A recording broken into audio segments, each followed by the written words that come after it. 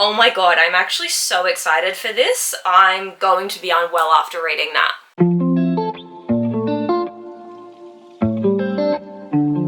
Hello guys, welcome back to my channel. My name is Evie, and if you are new here, I talk about all things sapphic romance books. And somehow it's already time for a May TBR, and I'm actually so incredibly excited for this one. I feel like I have some of the most amazing God's gift arc reading that has been sent to me for the month of May, and just in general, so many amazing books on my physical TBR that I've been wanting to read for literally months. So without further ado, let's go on into it. There are a couple books that have already been on my radar for the month that are not ones from my physical TBR, and this is primarily going to be all of my arc reading and anything that I've downloaded onto my Kindle that is a new release. I don't actually do arc reading that much, so I don't know how I have literally like 3 to 4 arcs that I need to read at the moment. I've also just finished beta reading a book last month, which I will be talking about in my monthly wrap-up for April, but I got the most amazing arc sent to me this morning actually, and I'm so incredibly excited. It is Road to Revenge by Kylie Cross. This is the second book in her Veilmont Violence series because I absolutely loved the first one, which was Road to Ruin.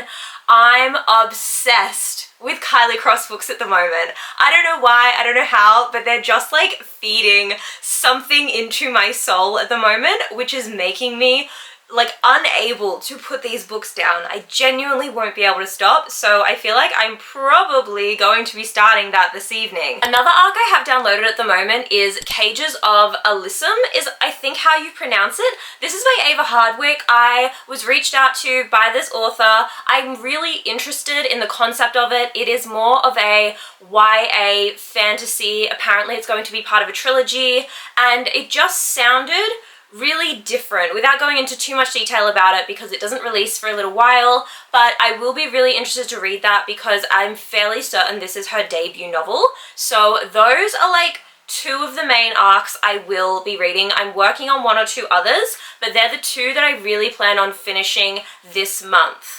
As for books on my physical TBR, I did a call out on TikTok the other day, and literally every single person told me I need to read Ribbonwood by Ruby Landers. I really don't know that much about this, but I absolutely love the author because this past month in April, I've been reading the Grace Notes trilogy. I'm up to the final book, which I will also be adding to the TBR this month, but I'm really interested to see more of what her work is like, and I've seen so many people absolutely raving about this book online. As I said, my only skepticism going in is that it's a book set in Australia, and I'm always really interested by books that are set in Australia because I question how they go when like compared to the lived experience here. So I'm very interested. Let's see what this is kind of about. It says, Lara Bennett is world famous in Ribbonwood, population 907. She's the woman you don't trust your husband with, a real life femme fatale. If there's a scandal in town, she's at the center of it, ruining businesses, marriages, and egos everywhere she goes, with her sharp tongue and that body that makes you look twice. Besides, didn't she more or less kill a man? Ollie Gabrielli, I think is how we're pronouncing that, left Ribbonwood right after high school, back when Lara was her arch nemesis, the queen bee and the closeted soccer star natural enemies. When she comes home for 3 months, it's time to recover from burnout and spend time with her chaotic family, not to reconnect with old classmates. However, somehow she can't seem to take her eyes off Lara. How did she only get hotter, and is she really everything they say she is? Sometime there's a reason you should never try to go home. That sounds very interesting in comparison to what I've seen people say online about this.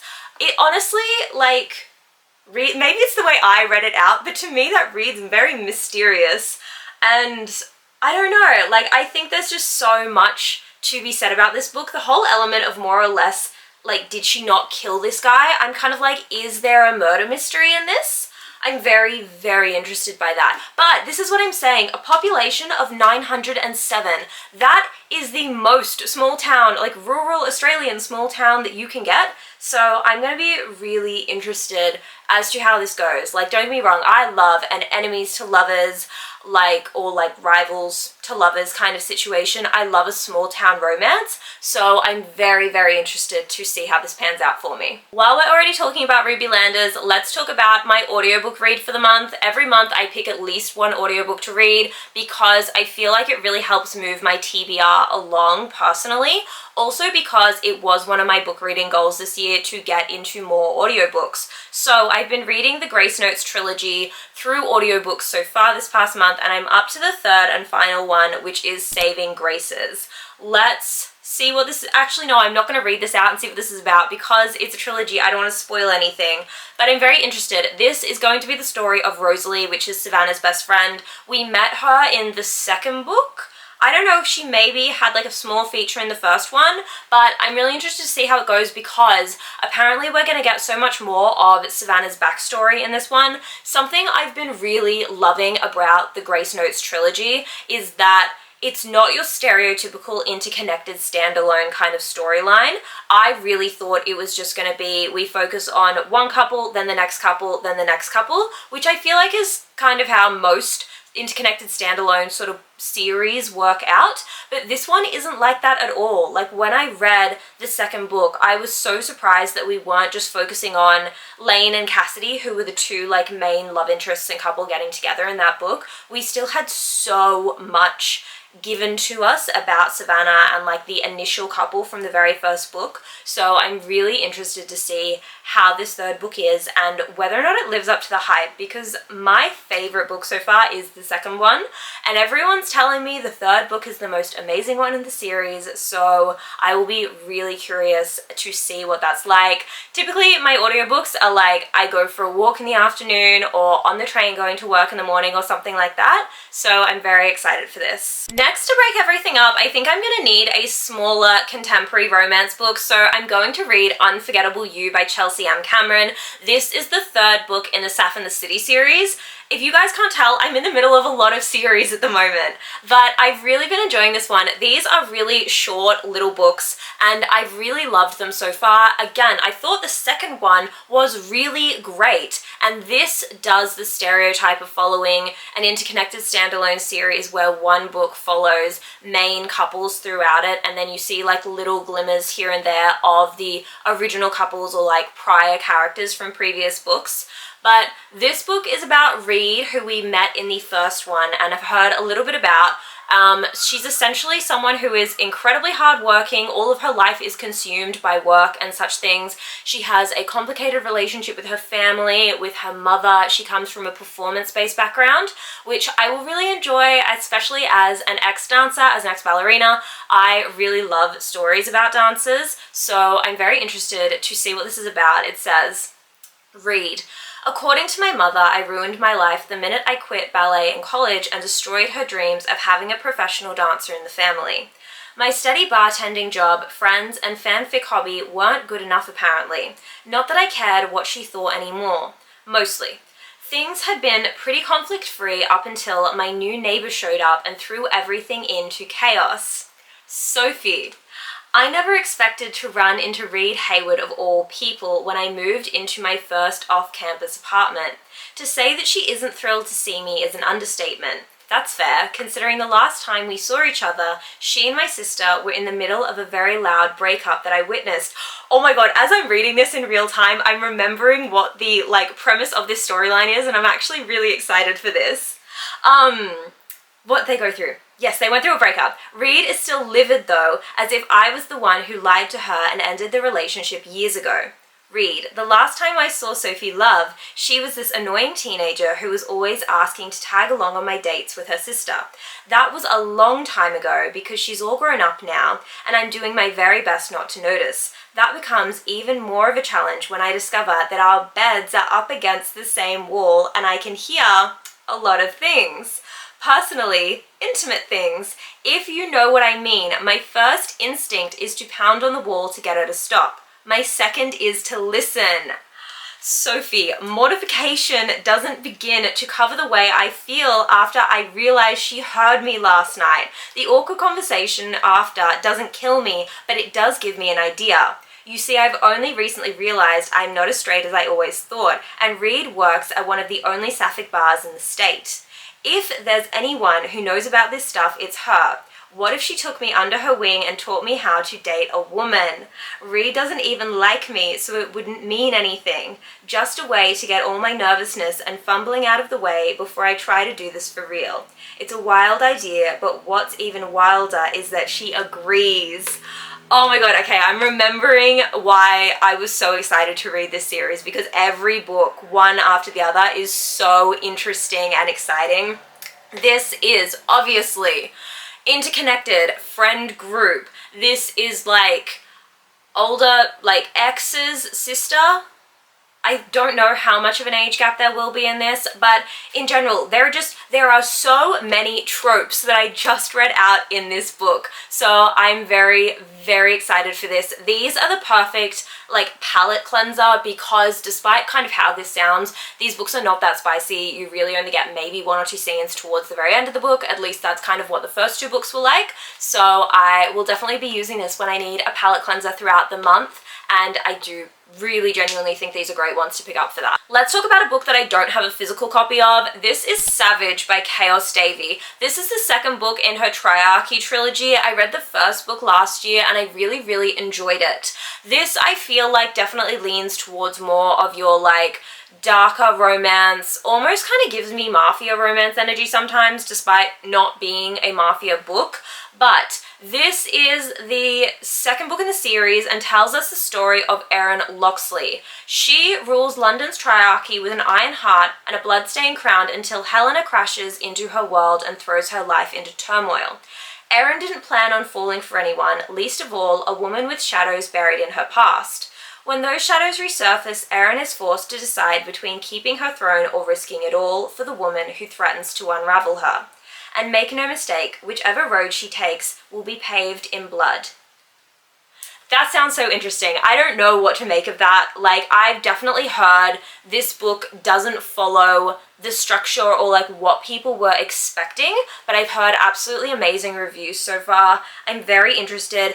Also, I kind of like that these books are not excessively long. This is not a 500-page book. It's about 250 pages, which I really enjoy throughout the month. Again, to kind of break up the reading month, I love having like a long 500-plus page book, and then I usually pick around 2 or 3 that are 250 pages that are going to be lighter, easier reads. And I know for some people what I just read out wouldn't be a light, easy read, but for me personally, I feel like it is. I can usually go through those books within a couple days and be really happy with what I've read. And I find them to be just really fast-paced and engaging, which I really like. I've only read one book by Chaos Davy before. I haven't delved into any of the fantasy books that they've written or anything like that, so I'm really hoping I like this one as much as I did the first one. And finally is a Western country romance. I feel like my TBR is missing it, and I haven't read one in a while. So this is Pretty Like the Wildflowers. I'm so excited for this because I've heard really incredible things. I absolutely, like, when I say I love a country Western themed romance, I really, really mean it. There is something about like that small town kind of country vibe that I just find to be so comforting. When I read a book, I find that it's just such a little like easy world to slip into, and I think it's because so many of them follow really strong visual imagery, which I personally really appreciate. I love solid world building, and I feel like so many people who write these small town country themed romances pull on such like strong descriptive narratives that we all know and love, because I feel like so many people can kind of visualize a small country town when you talk about it. But this book is very interesting, and I'm really like excited to kind of learn more about it, because I've heard that it's really emotional as well, which isn't what I was expecting going in. It says it was supposed to be one time until one time turned into two, and two turned into a summer fling with a girl who can't stay. Juniper. I expected this summer to be like all the others. Busy, stressful, but overall a fun time. With new employees starting, I expected to feel the usual surge of anxiety. What I wasn't anticipating was her. The only person I've had a one-night stand with. Addison Riley. When she proposes we have a summer fling, I'm not prepared for how fast and hard I fall for her, but I can't leave the ranch and I can't ask her to stay. Addison, this was supposed to be just another stop on my way to barrel racing, another job to reach a goal, until Juniper Calhoun is I think how we're going to say that, wormed her way into my heart with her sunshiny disposition and big blue eyes. I thought once was enough to get her out of my system, but I was wrong. When I can't stay away, my feelings start to grow, but due to her anxiety, she doesn't want to leave the ranch and I can't stay.